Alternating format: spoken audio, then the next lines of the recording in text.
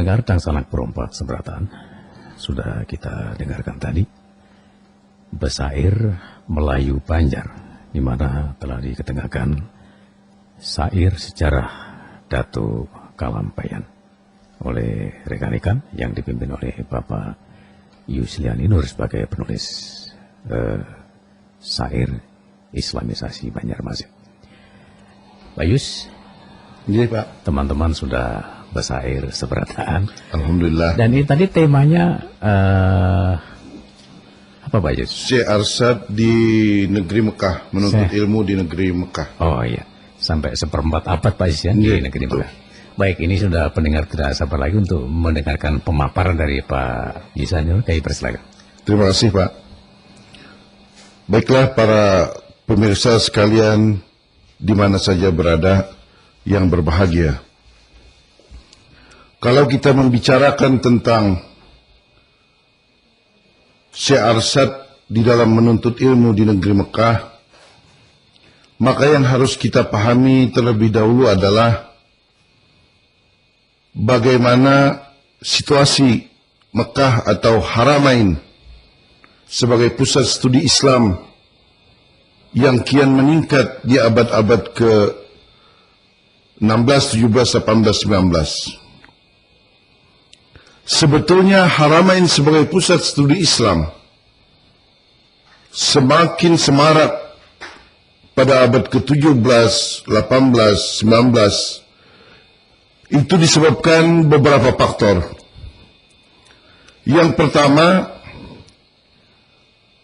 telah terjadi kemunduran yang luar biasa pada pusat-pusat peradaban Islam di wilayah lainnya, seperti misalnya Baghdad, Andalusia, dan Turki.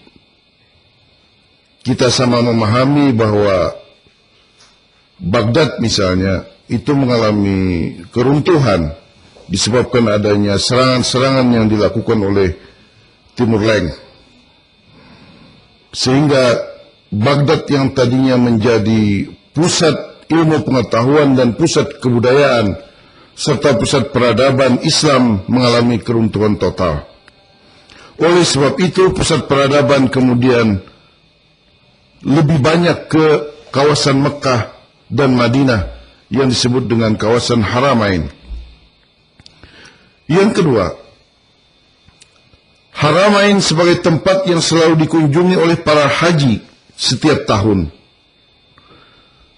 Para ulama-ulama besar berbagai bidang ilmu datang ke Mekah dan mengajarkan ilmunya di sana. Karena itu, pada waktu itu semua pelajar-pelajar dari kalangan dunia Muslim datang ke negeri Mekah dan Madinah dan mendapat kesempatan bertemu dengan para ulama-ulama besar dan mereka yang menguasai bidang ilmu yang sangat dipentingkan untuk kepentingan dunia dan akhirat. Maka di sanalah mereka kemudian belajar dan menuntut ilmu kepada para ulama-ulama itu.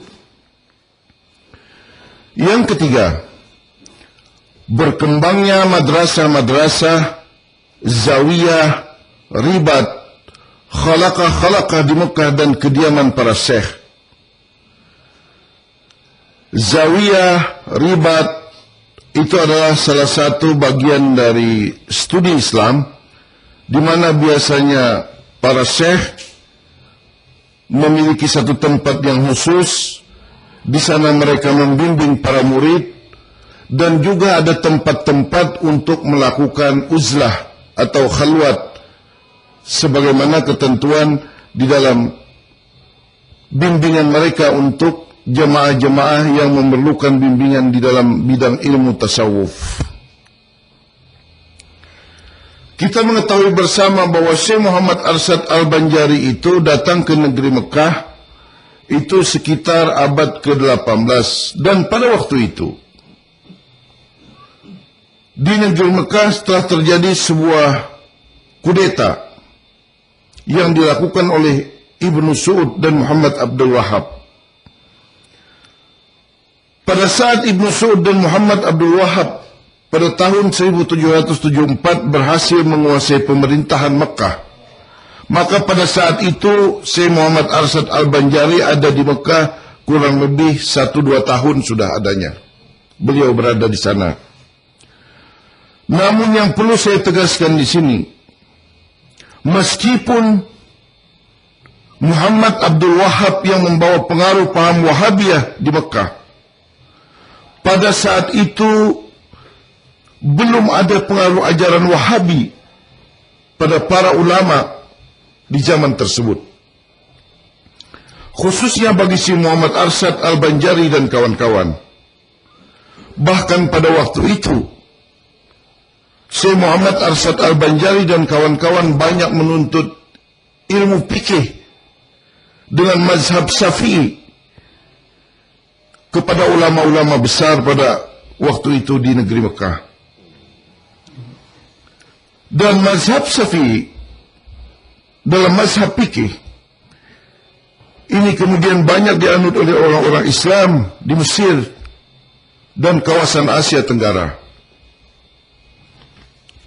Oleh sebab itu, sangat tidak benar kalau ada yang mengatakan bahwa Syekh Muhammad Arsyad Al-Banjari terpengaruh oleh paham Wahabiyah. Itu tidak benar sama sekali.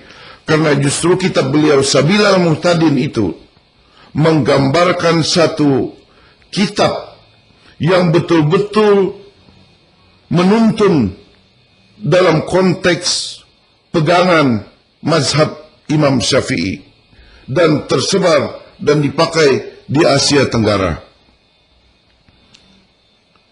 Kemudian yang berikutnya, karena Syekh Muhammad Arsyad Al-Banjari ini melakukan pelayaran sampai ke Jeddah, maka patut kita pahami bahwa pelayaran ke Jeddah pada waktu itu sebetulnya sudah sangat semarak.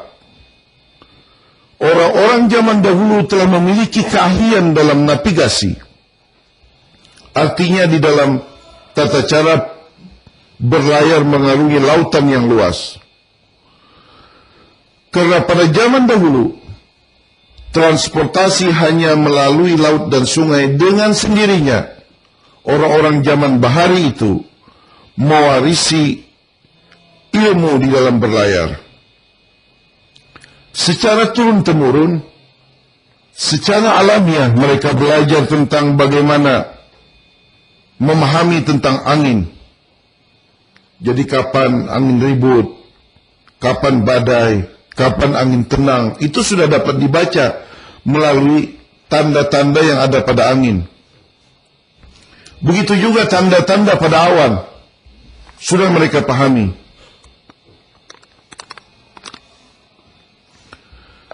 Kemudian tentang peredaran bintang di langit dan kemana arah belayar, mereka itu sudah paham.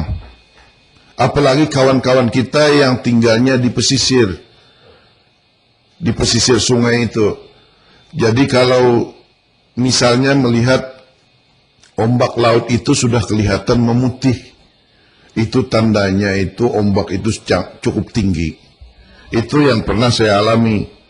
Jadi para nelayan yang membawa saya itu mengatakan, itu Pak Ai ombaknya putih. Nah, waktu saya di sekitar muara laut Jawa, itu Pak Ai ombaknya putih, jadi ini angin pacang ribut, ombak akan tinggi. Dan ternyata benar. Jadi sangat wajar keahlian berlayar itu secara turun-temurun. Jalur pelayaran Syekh Muhammad Arsyad Al-Banjari itu dari Sungai Martapura, dari Muara Tambangan, terus sampai ke kawasan Habulong, terus ke Pamakuan, terus sampai ke Muara Banjar.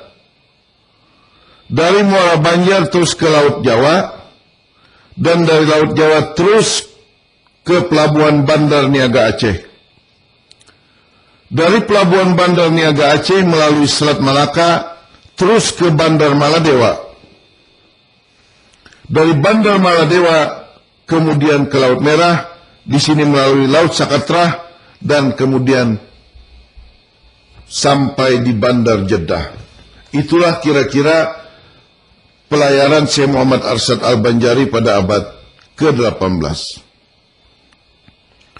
Kemudian di dalam syair dijelaskan bahwa Syekh Muhammad Arsyad Al-Banjari itu menguatkan himmah dan girah.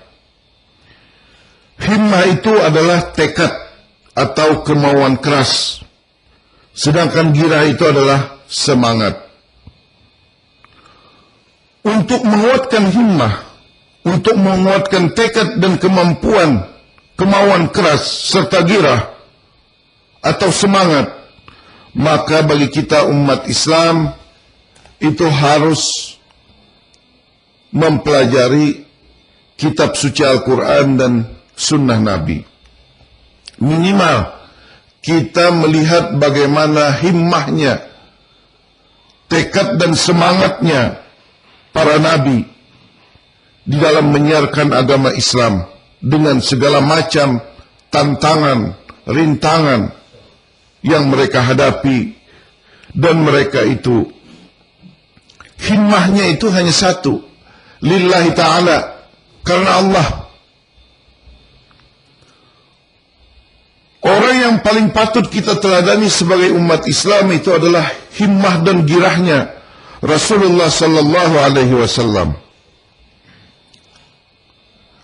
Rasulullah sallallahu alaihi wasallam dalam riwayatnya itu pernah diiming-imingi oleh kaum Quraisy yang disampaikan kepada paman beliau Abu Talib.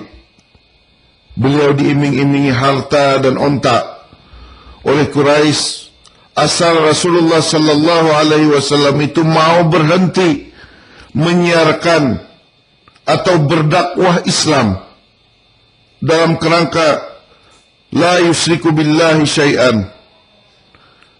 Bahkan orang-orang Quraisy itu sampai membujuk Rasulullah bagagantian lawan bubuhan Quraisy itu untuk menyembah Tuhan dan patung.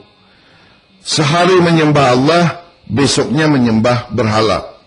Rasulullah sallallahu alaihi wasallam tetap mengatakan tidak mau, dan beliau sekalipun diancam dibunuh, beliau tidak pernah berhenti untuk berdakwah demi la ilaha kalimatillah, sampai Rasulullah menyatakan, wahai paman, hatta matahari di tangan kanan ulun dan bulan di tangan kiri ulun, ulun kada ampih berdakwah demi tegaknya agama Allah di muka bumi ini, wahai paman. Jadi bayangkan Rasulullah sallallahu alaihi wasallam itu, sidin itu himmahnya luar biasa. Matahari itu dijulung di tangan kanan, bulan di tangan kiri, beliau tidak pernah surut. Begitu kuat tekad beliau. Nah, ini adalah himmah yang luar biasa dalam rangka kita meneladani Rasulullah sallallahu alaihi wasallam, termasuk kita di dalam hidup ini. Bahwa di dalam hidup ini kita harus memiliki tekad yang kuat untuk berhasil, tekad yang kuat untuk sukses. Tidak boleh kita berputus asa. Motivasi terbesar dalam kehidupan kita ini diantaranya itu adalah dalam rangka untuk memakmurkan bumi, dan tentu saja terlebih dahulu karena Allah. Untuk itu kita bekerja demi kepentingan rumah tangga, kepentingan istri dan anak, kepentingan keluarga kita, dan kepentingan umat Islam yang lainnya, serta kepentingan masyarakat. Karena Rasulullah sallallahu alaihi wasallam menyatakan bahwa sebaik-baik umat beliau itu adalah yang paling banyak manfaatnya bagi orang banyak. Kemudian himmah dan girah dalam belajar. Nah, ini patut kiranya kita semua, baik muda atau tua, bagaimana himmah dan girah dalam belajar itu. Kiai Haji Muhammad Ladji Saproni, beliau menelaah berbagai kitab Imam Al-Ghazali tentang himmah dan girah dalam belajar. Maka hal-hal yang harus dipahami, dipenuhi oleh para orang yang belajar, para murid, itu antara lain, yang pertama itu adalah niat. Karena memang segala sesuatu harus dimulai dengan niat. dalam niat ini, belajar itu harus merupakan ibadah kepada Allah Subhanahu wa Ta'ala. Nah, itu menurut Imam Al-Ghazali. Yang kedua, niat karena Allah. Misalnya kita nih belajar, apa karena kita pelajari, niatnya itu tetap karena Allah. Akan hanya kita bersekolah, kita menuntut ilmu, hendak begawi, hendak dapat duit, itu adalah berkah dari ilmu dan amal saja. Jadi supaya lurus niat kita. Jadi semuanya karena Allah. Apabila kita menuntut ilmu karena Allah, Allah reda, Allah senantiasa memberikan berkahnya kepada kita, maka insya Allah kita akan mendapatkan rezeki. Kita bisa begawi dan mendapatkan uang, kita dapat hidup dari apa yang kita kerjakan. Yang kedua, belajar itu harus berjenjang. Bahwa kita belajar itu harus sesuai keperluannya, harus sesuai dengan peruntukannya, sesuai dengan keinginan dan kemampuan kita. Kita misalnya tertarik dengan cara bahuma, pelajari cara bahuma, cara bertani. Kemudian kita tertarik terhadap mesin-mesin, kita pelajari yang berkaitan dengan mesin.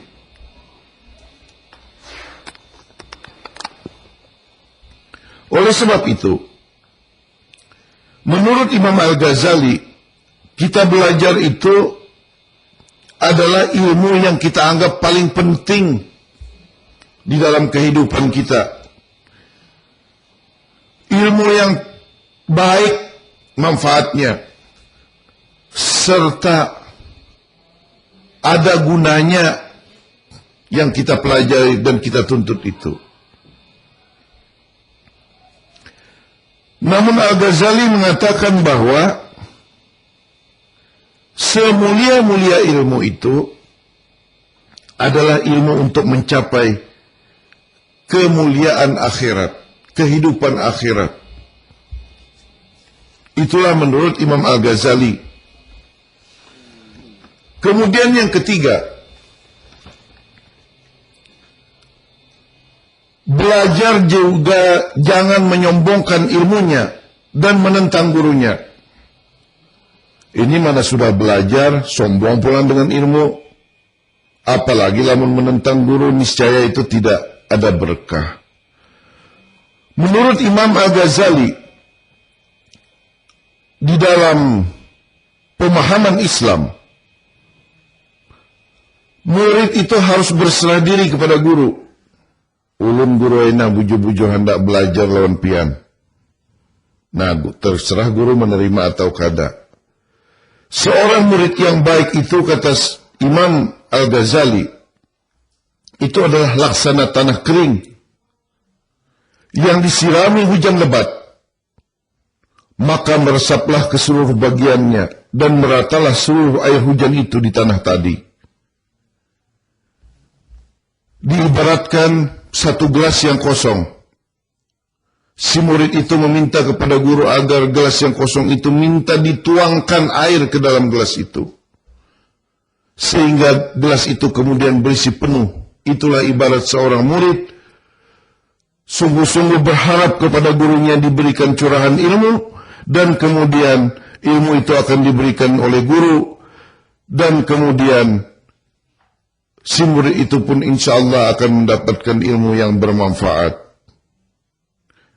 Kalaupun seorang murid itu sudah tahu akan ilmu yang diberikan oleh gurunya, maka anggaplah ilmu yang diberikan oleh guru itu sebagai mutalaah, sebagai pengingat. Karena bagaimanapun, semakin banyak guru itu membicarakan, semakin sering guru membicarakan ilmu, maka dengan sendirinya kita sebagai murid akan semakin mengingatnya.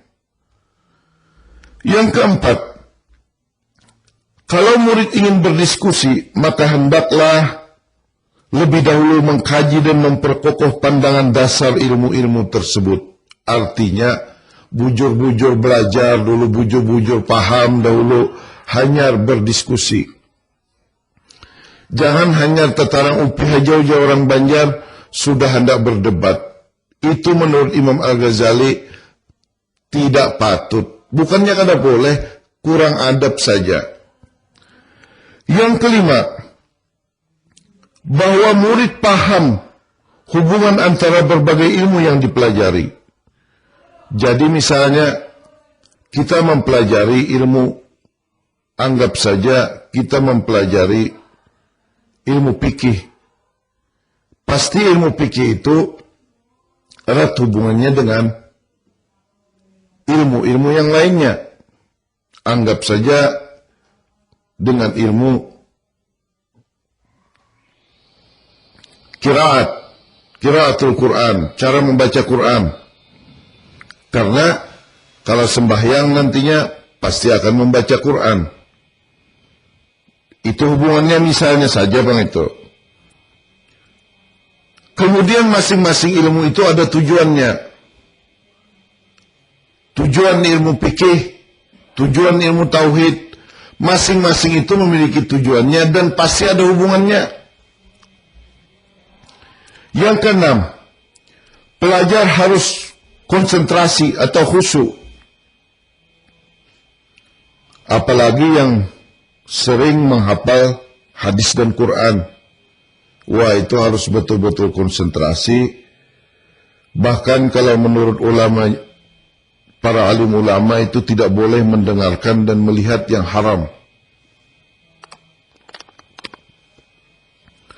Agar hafalannya atau ingatnya kuat. Nah, ulun yakin bahwa Syekh Muhammad Arsyad Al-Banjari itu sebagai seorang pelajar yang memang betul-betul siap untuk menjadi seorang murid. Oleh sebab itu sangat wajar beliau kemudian menguasai berbagai macam bidang ilmu. Para orang-orang tua dan ulama-ulama pintar zaman dahulu menyatakan, supaya belajar itu ujar orang Banjar itu candatan atau lakas bisa. Sebelum kita membaca kitab, yang pertama itu harus wudu. Jadi dalam membaca itu kita harus berwudu. Harus betul-betul bersih jasmania kita sebelum kita belajar. Yang kedua, kita menghadiahkan Fatihah kepada ulama yang mengarang. Jika hadis dan Quran yang kita baca, maka kita bertawassul dulu kepada Rasulullah sallallahu alaihi wasallam, baru kita mempelajari hadis dan Quran. Insyaallah berkah. Yang ketiga, orang bahari itu belajar itu sesudah salat subuh.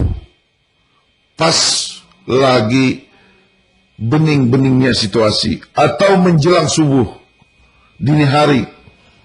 Udara betul-betul dingin, situasi betul-betul sejuk, kemudian kita belajar. Lamun guring, nah itu lain pulang itu. Yang keempat, rajin-rajin mutalaah, rajin-rajin mengulang-ulang apa yang ada di dalam kitab atau di dalam buku yang kita pelajari. Yang kelima, orang bahari itu senantiasa meminta ridha dan berkah Tuan Guru. Jadi bila bertamu lawan Tuan Guru, Guru ulun minta doalah lawan pian. Dan orang Banjar itu katuju banar meminta banyu tawar, banyu penarang hati, ujar orang Banjar. Bahkan kadang-kadang bila warung amal itu biasanya mereka meminta atau bahkan menjual hintalu penarang hati. Kemudian yang berikutnya, tiap malam Jumat membaca surah Yasin dan surah Tabarak. Di sajadah kita andak banyu tawar. Banyu tawar itu diandak di hadapan sajadah. Setelah membaca surah Yasin dan surah Tabarak, lalu kita membaca doa, Rabbi srahli sadri wa yassirli amri wahlul 'uqdatam min lisani yafqahu qawli. Allahumma salli ala Muhammad wa ala ali Muhammad, lalu kita minum banyunya. Begitu juga untuk anak-anak kita yang sedang belajar. Orang Banjar zaman dahulu, kalau mereka ingin menuntut ilmu itu, biasanya meminta restu dan ridha kuitan sebelum menuntut ilmu. Biasanya kalau orang bahari itu, ulun ni betakun jopang lawan beberapa ulama itu. Pertama sidin bujo-bujo dulu membasuh batis abah wan mama sidin, bersih-bersih batis abah mama sidin tu. Lalu pada bagian akhir sidin bilas batis abah mama sidin itu dengan segelas air tawar. Lalu setelah itu airnya ditampung dengan sebuah tempat penampungan baskom kecil misalnya. Lalu setelah itu sidin minta rida lawan abah wan mama. Ma uma pian mengandung ulun ma'ai 9 bulan 9 hari. Ulun minta rida ma'ai dunia akhirat. Tolong ma'ai ulun direstui menuntut ilmu supaya ulun ini bisa pintar, bisa berberkah ilmu ulun. Lalu kemudian bila ujar umat, aku ridai nakai ikam dunia akhirat mulai dahulu, sekarang hingga akan datang. Mudahan nakai ikam ini menjadi umat Rasulullah yang bermanfaat bagi siapapun. Begitu jua lon abah kita kayak itu jua. Apabila sudah diberikan itu, maka air putih itu kita minum dengan mengucapkan Bismillahi Allahumma salli ala Muhammad wa ala ali Muhammad. InsyaAllah anak yang mendapatkan restu dari ayah ibunya, yang mendapatkan reda dari ayah ibunya itu, maka dia akan menjadikan seorang alim di dalam berbagai macam ilmu, tergantung bidang ilmu yang dituntut sesuai dengan keahliannya.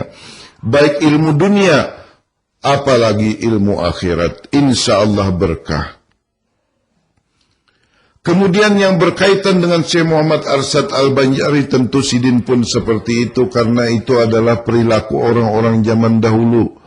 Segala hal yang sifatnya untuk kebaikan, untuk kemaslahatan hidup dan untuk keberkahan hidup, pertama-tama tentu saja bagi seorang anak itu adalah orang tuanya di rumah. Yang kedua kemudian tuan guru, orang alim yang ada di sekitarnya yang memberikan doa restu bagi dirinya. Dan demikianlah adanya bagi Syekh Muhammad Arsyad Al-Banjari. Kemudian perjalanan ibadah haji Syekh Muhammad Arsyad Al-Banjari itu disebut dengan Rihlah Mubarakah, artinya perjalanan penuh berkah. Sedangkan perjalanan ke Mekah itu namanya Rihlah Makiyah, perjalanan ke Mekah. Kapal yang ada waktu itu adalah kapal dagang milik orang Arab dan India. Tapi kebanyakan kapal-kapal itu berada di Singapura dan juga selain itu juga di kawasan Penang, Malaysia. Itu di zaman Syekh Muhammad Arsyad Al-Banjari. Syekh Muhammad Arsyad Al-Banjari itu berdoa di sisi Ka'bah. Ka'bah sebagai arah kiblat, tempat ibadah bagi umat Islam. Arti Ka'bah itu berdasarkan asal katanya itu adalah kubus atau bangunan segi empat. Suatu bentuk tata ruang sederhana dan sangat elementer. Ka'bah adalah bangunan yang paling sederhana tanpa desain dan dekorasi yang mewah. Bahannya terbuat dari batu-batuan yang berwarna hitam yang disebut batu ajun namanya. Mekah, yakni kota Mekah itu adalah tempat berdirinya Ka'bah, merupakan lembah yang dipergunakan sebagai pemberhentian dan peristirahatan kafilah, baik yang datang dari jurusan Yaman ketika mereka menuju Palestina, atau sebaliknya, di mana di situ terdapat mata air Zam-Zam. maka daerah Mekah itu hanya memiliki 3 jalan keluar, yakni jalan menuju Yaman, jalan dekat Laut Merah di Pelabuhan Jeddah ke arah Palestina. Nah, Syekh Arsyad Al-Banjari itu bermukim di negeri Mekah, di kampung Sami'ah namanya. Rumah beliau itu dibeli oleh Sultan Banjar, yakni Sultan Hamidullah, dan dikenal Barhat Banjar. Jadi orang Banjar yang naik haji ke Mekah ini, kalau datang ke situ, peninggalan Syekh Muhammad Arsyad Al-Banjari itu masih ada. Cari di kampung Sami'ah, namanya Barhat Banjar, itu masih ada. Kemudian berdoa yang paling dianggap mustajabah, yakni antara makam Ibrahim dan pintu Baitullah, dan itulah yang disebut multazam. Itu kalau kita pergi ke Mekah, di sisi Baitullah, kita berdoa di multazam. Syekh Arsyad Al-Banjari meminta hijab atau dinding-dinding ilmu dibuka, meminta kepada Allah.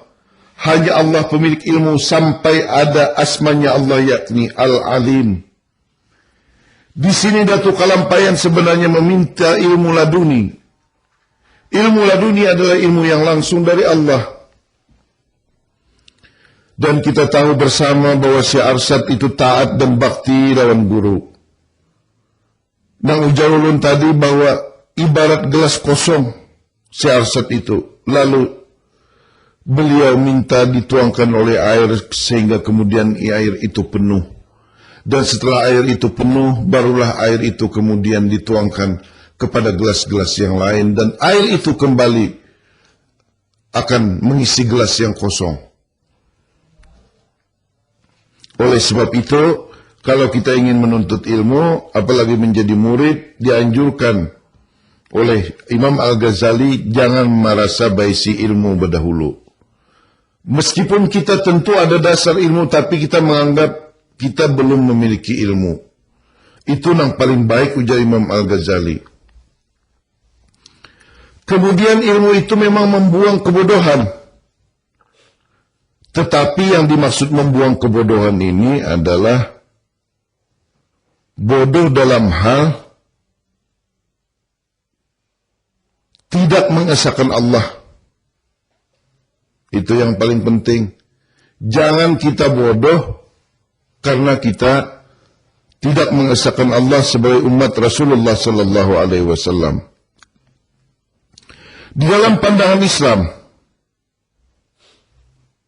bahwa dalam pandangan Allah Subhanahu wa taala, selama manusia tetap berzikir dan mentauhidkan Allah, maka orang itu tidak bodoh asal mau berzikir. Kemudian ada lagi dengan merasa bodoh. Merasa bodoh ini itu memang lantaran rendah hati. Lantaran ilmu itu milik Allah. Jadi ilmu membebaskan kebodohan, terutama kebodohan di dalam hal senantiasa kita berupaya untuk mengesahkan Allah. Kemudian, kalau merasa bodoh, itu perasaan kita merasa bodoh karena kita rendah hati, lantaran semua ilmu itu milik Allah. Oleh sebab itu, zikir itu menghilangkan sifat lupa. Karena zikir itu kita konsentrasi mengingat Allah, melupakan yang lain selain dari Allah. Caranya, kita mengucapkan la ilaha illallah, maka yang kita ingat hanya Allah. Dalam bentuk asma. Karena Allah itu asma. Siapa yang terus-menerus mengagungkan asmanya, mengagungkan namanya, maka mendapat kasih sayang Allah.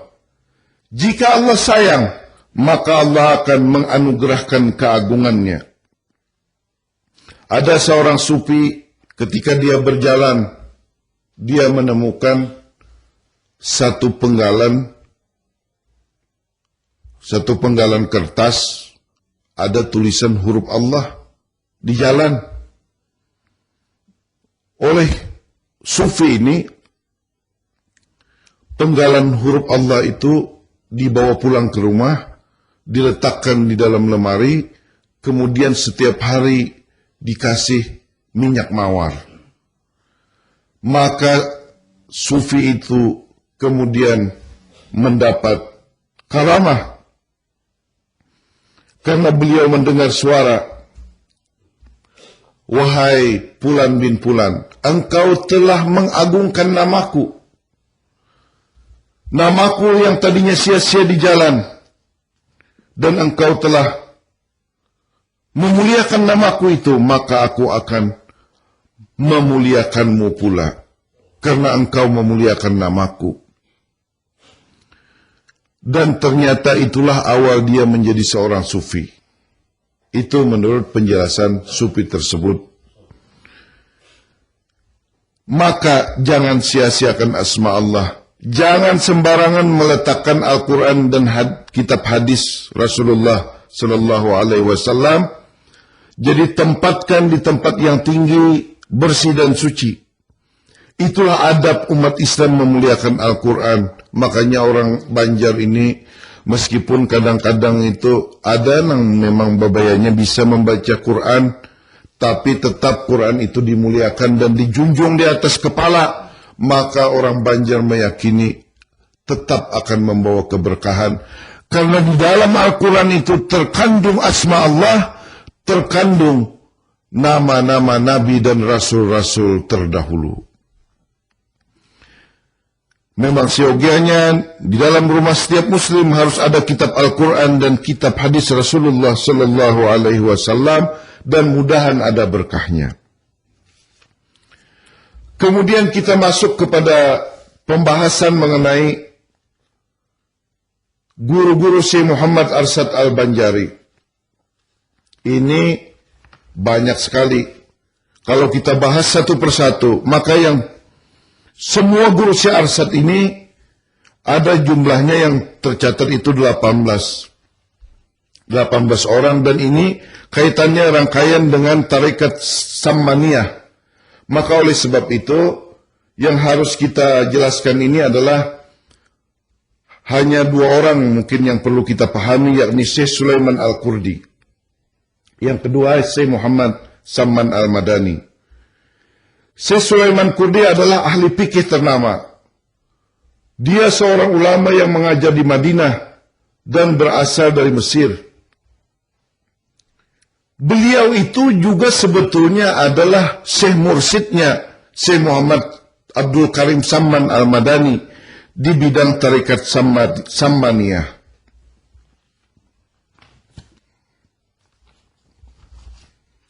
Jadi kalau kita hitung-hitung mulai dari Syekh Muhammad Arsyad Al-Banjari, kemudian Syekh Muhammad Samman Al-Madani, Syekh Muhammad Samman Al-Madani itu berguru kepada Syekh Sulaiman Al-Qurdi. Itu di bidang tarekat Sammaniyah. Kemudian Syekh Sulaiman Qurdi itu murid dari Ahmad An-Nakhli. Ahmad An-Nakhli murid dari Abu Tahir Al-Qurani dan murid dari Abdullah Al-Basri. Kemudian murid dari Mustafa bin Kamal Ad-Din Al-Bakri. Dan Syekh Mustafa bin Kamal Ad-Din Al-Bakri yang disingkat Mustafa Al-Bakri, itu adalah guru terkemuka di bidang tarekat Khalwatiyah. Karena itu, Syekh Muhammad Samman Al-Madani itu sebetulnya juga penganut atau pengamaliyah dari tarekat Khalwatiyah. Kemudian Syekh Muhammad Samman Al-Madani, beliau hidup sekitar 1718 sampai 1775 Masehi. Beliau pendiri tarekat Sammaniyah dan beliau hidup di Madinah. Kebetulan beliau tinggal di rumah bersejarah milik Abu Bakar Siddiq dan beliau mengajar di madrasah Sanjariyah. Beliau pernah pergi ke Yaman dan ke Mesir pada tahun 1174 dan 1760, beliaulah yang memperkenalkan zikir Samaniyah. Beliau murid dari Syekh Muhammad Al-Hayat. Nah, guru-guru beliau termasuk tadi adalah Mustafa bin Kamal Ad-Din Al-Bakri, 1688 sampai 1749. Syekh Saman Al-Madani menamakan tarikatnya sebagai tarikat Al-Muhammadiyah, yakni jalan Nabi Muhammad sallallahu alaihi wasallam. Itu ada dalam kitab beliau Risalat An-Nafahat Al-Ilahiyah fi Kaifiyah Suluk At-Tarikat Al-Muhammadiyah. Di sini beliau tidak merubah sedikit pun peribadatan tarikat Khalwatiyah. Karena itu, tarikat Samaniyah adalah afiliasi tarikat Khalwatiyah, Qadiriyah, Naqsabandiyah, Adiliyah, dan Sazaliyah. Oleh sebab itu, Syekh Muhammad Arsad Al-Banjari itu termasuk adalah nantinya murid yang sangat disenangi dan disegani di bidang tarikat Samaniyah. Nah, para pendengar sekalian yang berbahagia, Syekh Muhammad Arsad Al-Banjari itu menuntut ilmu di negeri Mekah selama kurang lebih 30 tahun dan nanti di Madinah selama 5 tahun. Beliau menguasai ilmu diniyah dan ilmu asriyah. Lebih kurang 35 bidang ilmu yang beliau kuasai.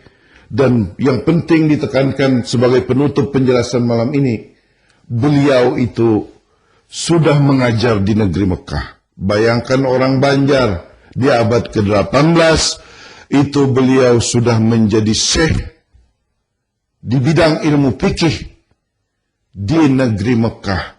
Musyarrafah.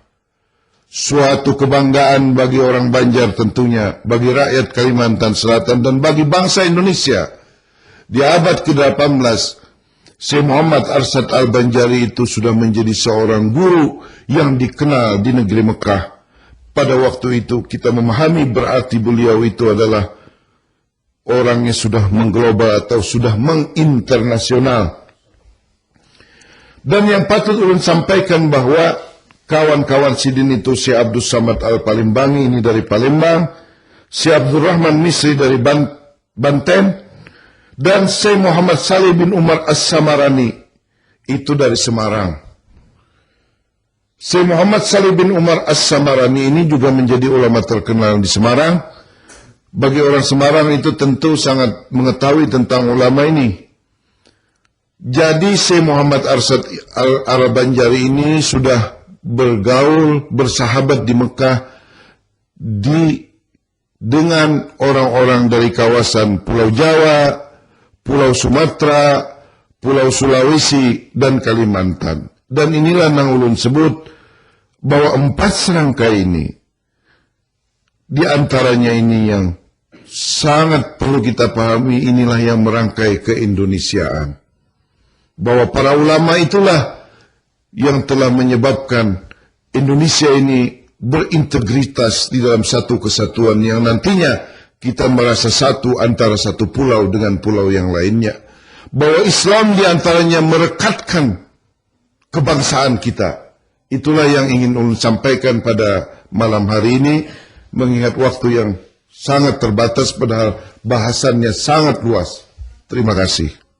Baik, terima kasih untuk Pak Yus. Wah, ada satu hal yang ulun ingat Pak Yus. Di masa-masa saya masih kecil, memang orang tua itu mengajarkan bahwa belajar itu yang baik adalah setelah sholat subuh. Betul. Itu orang dulu masih seperti itu. Iya, betul. Karena pikiran kita masih jernih, ya, apalagi setelah subuh. Dan metode seperti itu kayaknya sekarang ini jarang dipakai Pak Yus ya. Iya betul. Jarang dipakai. Karena memang anak-anak sudah sibuk dengan ya yang di tangan itulah teknologi sekarang ini ya. Baik Pak Yus, mudah-mudahan bermanfaat untuk pendengar kita semuanya. Dan memang panjang sih sebenarnya, cuma waktunya terbatas. Jadi insya Allah kita bikin penasaran pendengar kita. Minggu depan kita jumpa lagi. Assalamualaikum. Assalamualaikum warahmatullahi wabarakatuh. Waalaikumsalam warahmatullahi wabarakatuh. Baik pendengar dan sanak perempat seberatan, demikian pemaparan dari syair sejarah Datuk Kelampian yang telah disampaikan oleh Bapak Yuslian Nur. Dan kita malam ini kita berpisah dulu dengan harapan bisa jumpa.